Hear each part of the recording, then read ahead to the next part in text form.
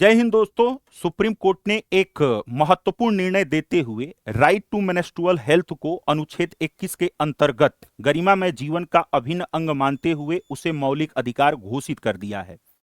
यह निर्णय supreme court के द्वारा वर्ष 2022 में प्रसिद्ध सामाजिक कार्यकर्त्री या सोशल वर्कर के तौर पर काम करने वाली डॉक्टर जया ठाकुर की तरफ से दाखिल पीआईएल में आया था, जिसे doctor Jaya Thakur versus union of India के वाद के नाम से जाना जाता है। और इसी मामले में कल सुप्रीम कोर्ट की 2 जजों की खंडपीठ ने अपना ये डिसीजन दिया। जिस डिसीजन में ये 3 बातें प्रमुख रूप से आई। पहला ये था कि menstrual hygiene is a part of article 21, अर्थात जो मासिक माहवारी है या जो मासिक धर्म है वो महिला के स्वास्थ्य से सीधा जुड़ा हुआ है। न केवल महिला के स्वास्थ्य से जुड़ा हुआ है बल्कि उसके गरिमामय जीवन से जुड़ा हुआ है, और इसलिए ये क्या है, अनुच्छेद 21 का अभिन्न अंग है और उन्हें अनुच्छेद 21 का संरक्षण प्राप्त है। दूसरा डिसीजन उन्होंने ये दिया कि जब विद्यालय में छात्राएं पढ़ने जाती हैं तो उसके लिए उनको कभी कभी बुली या जो है कमेंट का शिकार होना पड़ता है।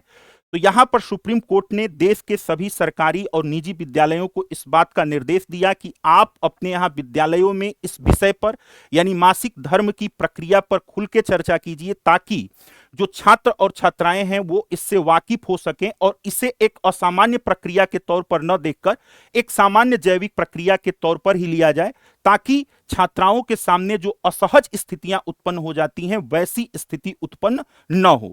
इसमें एक महत्वपूर्ण लाइन उन्होंने ये कहा कि अज्ञानता से असंवेदनशीलता पनपती है, और वहीं इसके बारे में यदि लोगों को ज्ञान दे दिया जाए तो वो क्या हो जाते हैं, संवेदनशील हो जाते हैं। तो इसके आधार पर इनको स्कूलों के पाठ्यक्रम में या इसके बारे में जागरूकता फैलाने का निर्देश दिया था। अगर यहां पर तीसरी बात की जाए तो इन्होंने यह भी कहा है कि free sanitary pad for school girls, यानी देश के जो भी विद्यालय हैं चाहे वो सरकारी हो या निजी विद्यालय हो, उनमें छात्राओं के लिए फ्री सैनिटरी जो है क्या किया जाए, पैड उपलब्ध कराया जाए। इसके अलावा सुप्रीम कोर्ट ने अपने इस डिसीजन में आगे बढ़ते हुए यह भी कहा कि जो भी विद्यालय हों उस विद्यालयों में जो है छात्राओं के लिए अलग टॉयलेट की बात की जाए, व्यवस्था की जाए, और जो छात्र हैं उनके लिए अलग किया जाए। अगर उसमें कोई दिव्यांग हो तो दिव्यांगों के लिए जो विशिष्ट जो टॉयलेट की व्यवस्था होती है वो भी उपलब्ध कराया जाए। अब यहां पर बात ये उठता है कि ये मामला कब का था, तो मैंने आपको बताया कि वर्ष 2022 में डॉक्टर जया ठाकुर ने इसको लेकर मेंस्ट्रुअल हाइजीन पर एक क्या की थी, पीआईएल दाखिल की थी, और तब से ये सुनवाई क्या है आपकी चल रही है।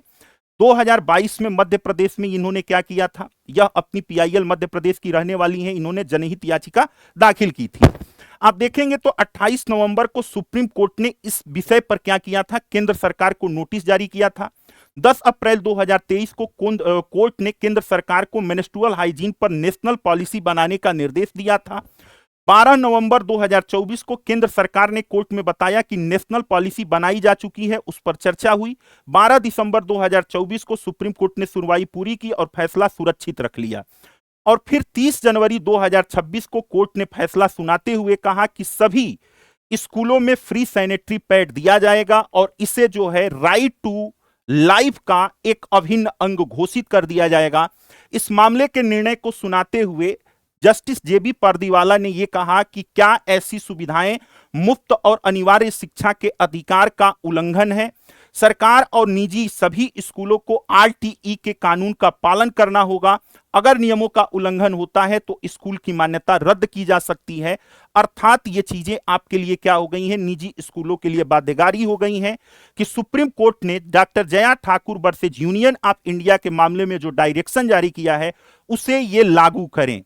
इसमें कोर्ट ने कुछ महत्वपूर्ण सवाल भी पूछे थे, जिन सवालों की संख्या जो है वो 4 थी, लेकिन 2 सवाल क्या है अत्यंत महत्वपूर्ण है। जैसे इसमें कोर्ट ने पूछा कि अगर स्कूल में लड़कियों के लिए अलग टॉयलेट नहीं है तो क्या यह संविधान के अनुच्छेद 14 का उल्लंघन है।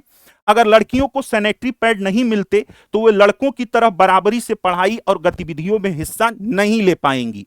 तो उन्होंने ये कहा कि अगर आप निःशुल्क सैनिटरी पैड लड़कियों को उपलब्ध नहीं कराते हैं तो ये भारतीय संविधान के अनुच्छेद 14 का उल्लंघन है, क्योंकि इसमें लड़कियां जो समानता का अधिकार है उससे वंचित हो जाएंगी।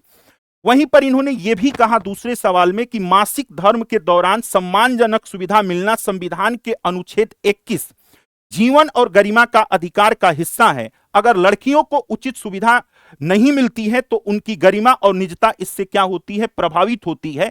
और इसी तर्क के आधार पर माननीय सर्वोच्च न्यायालय ने कल यह डिसाइड कर दिया कि अब मासिक धर्म और जो सैनिटरी पैड है इसको मौलिक अधिकारों का संरक्षण मिला हुआ है, और यह भारतीय संविधान के अनुच्छेद राइट टू लाइफ अर्थात अनुच्छेद 21 और राइट टू इक्वलिटी अर्थात अनुच्छेद 14 के अंतर्गत क्या है, संरक्षित है।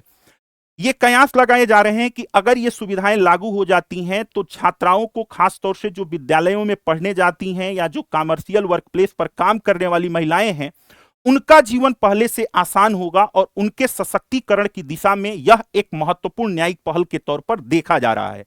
इस विषय के तौर पर या इस विषय को आप कैसे देखते हैं, अपनी राय हमें कमेंट बॉक्स में आप जरूर दें कि क्या आप इस विषय से मानते हैं कि महिलाओं का उत्थान होगा और उनके सशक्तिकरण में यह एक मील का पत्थर साबित हो सकता है। साथियों, आपके लिए एक महत्वपूर्ण सूचना है कि अगर आप यूपीपीसीएस 2026-27 की परीक्षा की तैयारी करना चाहते हैं तो आरडब्ल्यूए सिविल सर्विसेज का बेंचमार्क जो है, फाउंडेशन बैच जो है, प्रतिज्ञा 2 वो प्रारंभ होने वाला है। 2 फरवरी से इसमें एडमिशन प्रारंभ हो जाएंगे। इस बैच की सबसे खास बात यह होती है कि जिस छात्र का प्रीलिम्स निकल जाता है उन छात्रों को निःशुल्क आवासीय सुविधा उपलब्ध कराते हुए दिल्ली में हम उनके मेंस की मेंटरशिप की तैयारी कराते हैं, जिसमें पूरा रहने खाने की सभी सुविधाएं निःशुल्क होती हैं। तो यदि आप या आपके जानने वाले कोई सिविल सेवा की तैयारी कर रहे हैं तो उनको इस बारे में जरूर बताएं। धन्यवाद।